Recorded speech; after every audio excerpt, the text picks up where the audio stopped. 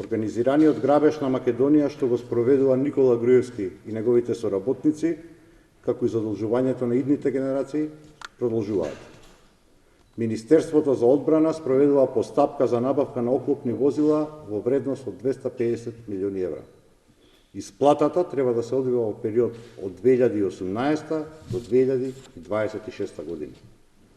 Тоа значи дека во моментов, заради погрешните политики на власта, се нема средства за исплата на оваа обврска и се остава на наредните 3 влади на Македонија. Со ова, на многу сериозен начин се оптоваруваат буџетите на идните 3 влади на Македонија. Негрижата на оваа власт доведе до тоа АРМ целосно да биде маргинализирана, а нејзините припадници, војниците, доведени во состојба да немаат најосновни работи.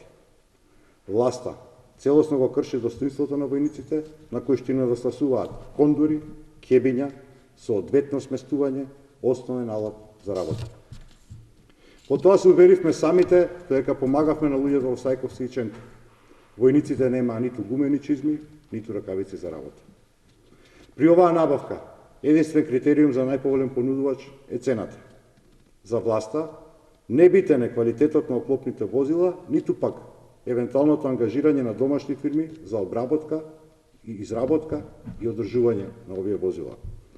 Вредноста на набавката може да биде значително помала доколку се набават дел репарирани возила со гаранција од производителот.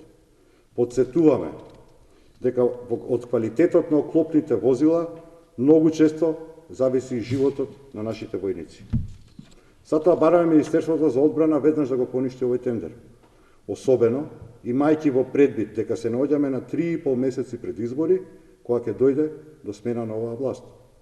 Оваа набавка мора да биде спроведена многу посериозно.